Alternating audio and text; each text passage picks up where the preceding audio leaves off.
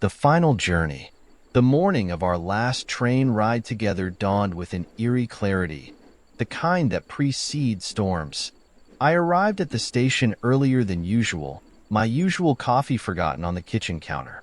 The platform seemed emptier than normal, the regular bustle of commuters replaced by an unsettling stillness. When Alex appeared, he wasn't wearing his customary suit, but rather a simple black turtleneck and jeans, the artist uniform he had once described to me during our early conversations. His blonde hair, usually meticulously styled, fell naturally around his face, giving him a vulnerable, almost boyish appearance. "You came," he said softly as he approached, his voice carrying none of its usual confidence. Without waiting for a response, he slid into the seat beside me, his movements deliberate and unhurried. The train arrived moments later, its familiar rumble failing to mask the tension between us.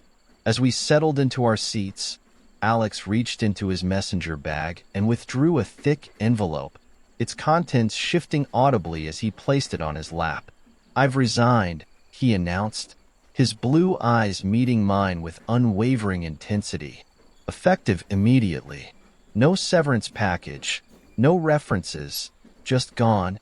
The words landed like stones in the quiet carriage, their weight pressing down on us both. "Last night, I told my parents everything. About us, about who I really am.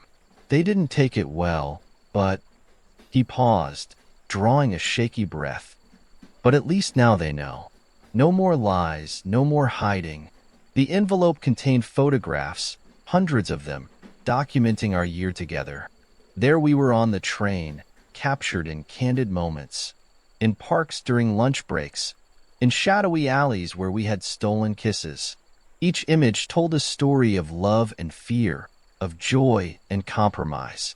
"I wanted to remember everything," Alex explained, his fingers tracing the edges of a particular photo where we were laughing together on the High Line. "Before." "Before what?" I prompted, though I already knew the answer. "Before I leave," he said, the words tumbling out in a rush. "I've accepted a position with a non-profit arts organization in Berlin.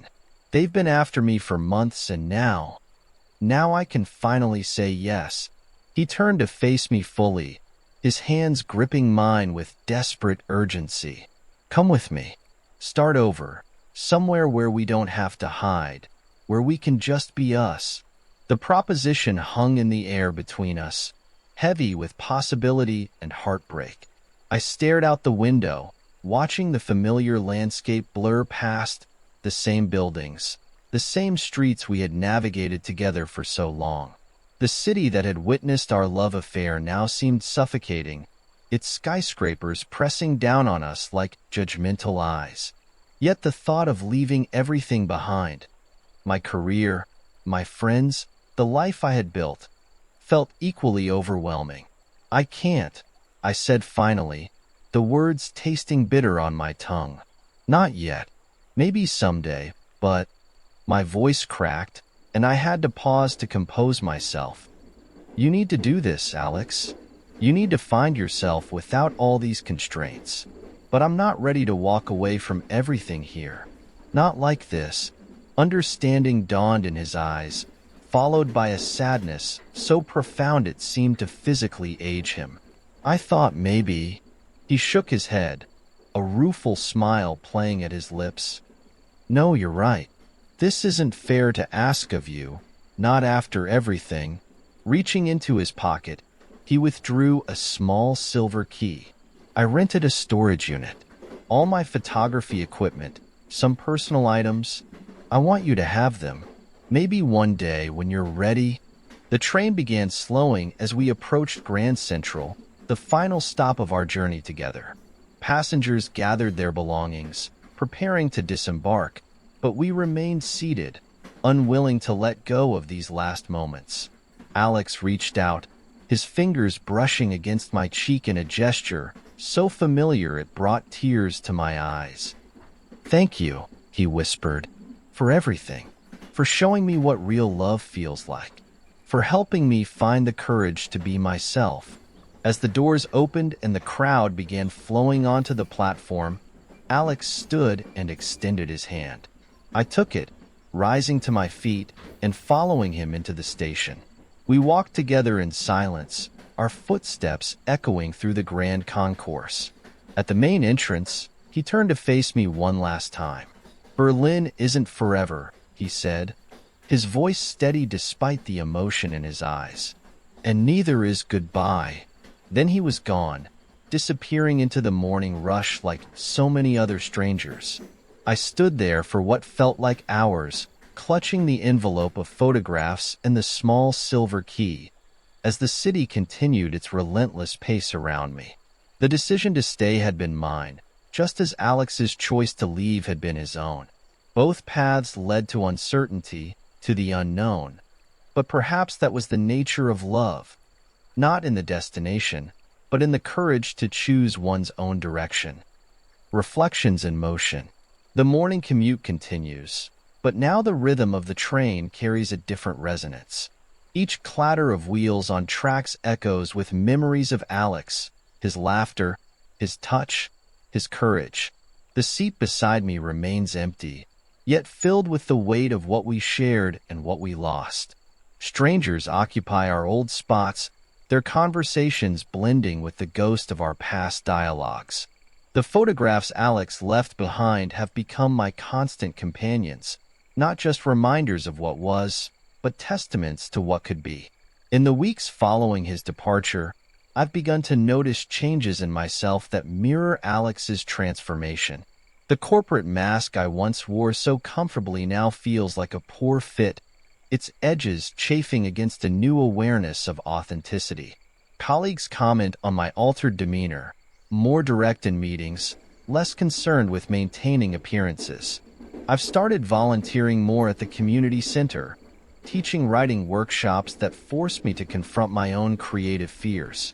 The storage unit containing Alex's photography equipment waits, a physical manifestation of possibility, while I gather the courage to explore a path that honors both our past and my future. The city itself seems different viewed through this new lens of honesty. Places we once frequented together, the quiet park benches, the discreet alleyways, the rooftop garden where we shared our first kiss, now stand as monuments to courage rather than concealment. Each location tells a story of growth, of two men learning to navigate love in a world that demanded they hide it. The pain of separation hasn't diminished, but it has transformed into something more constructive, a reminder that love, in its purest form, requires bravery rather than compromise. Looking out the train window, I watch the city unfold in its infinite complexity. The same skyscrapers that once seemed oppressive now appear as possibilities, their windows reflecting not just sunlight but potential futures. Alex's choice to embrace his authentic self in Berlin serves as both inspiration and challenge, a living example of what becomes possible when we stop hiding.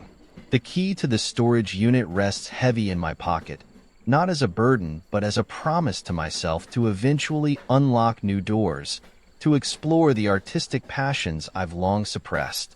The morning light catches the faces of fellow commuters, each carrying their own stories, their own secrets. Some glance up from their phones, their eyes meeting mine fleetingly before returning to their screens. In these brief connections, I see echoes of what Alex and I shared: the universal human desire for genuine connection, for love that transcends societal constraints. The difference now is that I no longer feel the need to hide this understanding, to compartmentalize my experiences into neat, socially acceptable boxes. As the train approaches Grand Central, I realize that endings are merely transitions in disguise. Alex's departure wasn't just a conclusion but a catalyst for him to find his truth in Berlin, and for me to begin uncovering my own here. The photographs in my bag aren't relics of a lost love, but blueprints for future authenticity. Each image captures not just a moment in time, but a step toward embracing who we truly are, regardless of external expectations. The morning rush flows around me as I disembark, carrying with me not just memories,